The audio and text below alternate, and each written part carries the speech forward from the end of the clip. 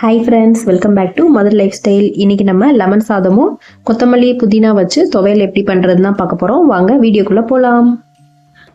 First நம்ம lemon சாதம் பண்ணுறதுக்கு ஒரு கடாயில் 1/4 கப் அளவுக்கு நல்லெண்ணெய் சேர்த்துக்கலாம். நல்லெண்ணெய் தான் சேர்க்கணும் கண்டிப்பாக, அப்போ தான் நல்லா வாசமாக இருக்கும். எண்ணெய் ஹீட் ஆனதும் 2 டேபிள் ஸ்பூன் கடலைப்பருப்பு சேர்த்துக்கோங்க. கடலைப்பருப்பை நல்லா எண்ணெயில் வறுத்து விட்டுக்கோங்க. ஸ்டவ்வை லோ ஃப்ளேமில் வச்சு வறுத்துக்கோங்க. கடலைப்பருப்பு நல்லா கோல்டன் ப்ரௌன் ஆகிற வரைக்கும் வறுத்து விட்டுக்கோங்க. நம்ம இது கூட நெக்ஸ்ட்டு 1 டேபிள் ஸ்பூன் கடுகு சேர்த்துக்கலாம். கடுகு நல்லா பொரிஞ்சதும் இது கூடவே கருவேப்பிலை சேர்த்துக்கோங்க. கருவேப்பிலை நல்லா பொரிஞ்சதும் வத்தல் சேர்த்துக்கலாம்.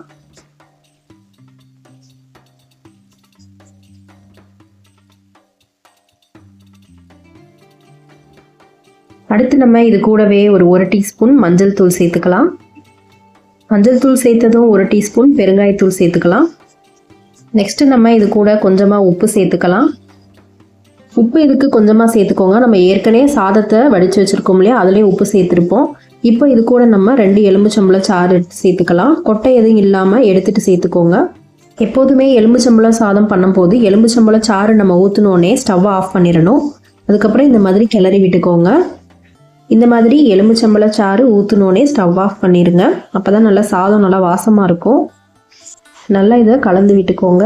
நல்லா கலந்து விட்டதும் நம்ம எடுத்து வச்சுருக்க சாதத்தை கூட சேர்த்துக்கலாம். சாதம் ரொம்ப சூடாக இல்லாமல் ஓரளவுக்கு ஆடுற மாதிரி இந்த மாதிரி அகண்ட பாத்திரத்தில் சாதத்தை போட்டு வச்சுருங்க. இப்போ நம்ம தாளித்து ரெடி பண்ணி வச்சுருந்த லெமன் சாறை சாதத்தை கூட சேர்த்து நல்லா கிளறிக்கலாம். இந்த அளவு சாதம் 4 பேர் சாப்பிட்ற அளவுக்கு கரெக்டாக இருக்கும். 4 பேர் சாப்பிட்ற அளவுக்கு 2 எலும்புச்சம்பழம் பெரிய சைஸாக எடுத்துக்கோங்க. சின்ன சைஸ் எலும்புச்சம்பழமாக இருந்தால் 4லேருந்து 5 எடுத்துக்கோங்க. உங்களோட புளிப்புக்கு ஏற்ற மாதிரி நீங்கள் சேர்த்துக்கலாம்.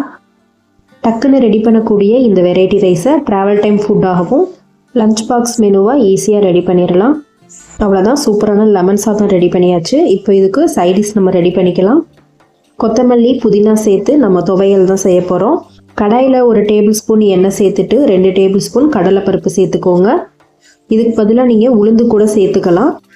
கடலைப்பருப்பை கருக விட்டுடாமல் நல்லா லோ ஃப்ளேமில் வச்சு வறுத்து விட்டுக்கோங்க. கடலைப்பருப்பு நல்லா வறுத்து விட்டதும் இது கூடவே நம்ம 3 பற்கள் பூண்டு சேர்த்துக்கலாம். இது கூடவே நல்லா வாசத்துக்காக 1 துண்டு இஞ்சி சேர்த்துக்கோங்க. காரத்துக்கு 2 பச்சை மிளகாய் சேர்த்துக்கலாம். 1 நிமிஷம் அளவு வதக்கி விட்டதும் இது கூடவே 1 கப் அளவு புதினா சேர்த்துக்கலாம். அதே அளவில் 1 கப் அளவு கொத்தமல்லியும் சேர்த்துக்கலாம். சேர்த்ததும் நல்லா வதக்கி விட்டுக்கோங்க.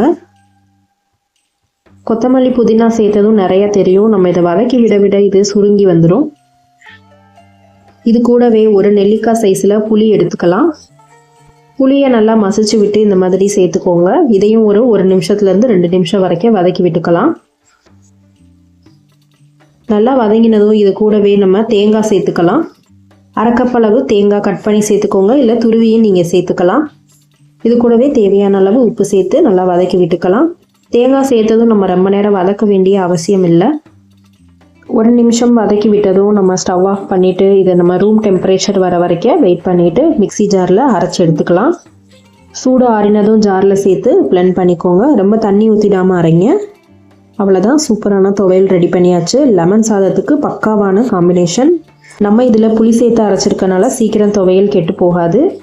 டக்குனே ரெடி பண்ணக்கூடிய லெமன் சாதம் துவையல் நீங்களும் ட்ரை பண்ணுங்கள். என்னோட இந்த வீடியோ பிடிச்சிருந்தா சப்ஸ்கிரைப் பண்ணாதவங்க சப்ஸ்கிரைப் பண்ணி சப்போர்ட் பண்ணுங்கள் ஃப்ரெண்ட்ஸ். தேங்க்யூ.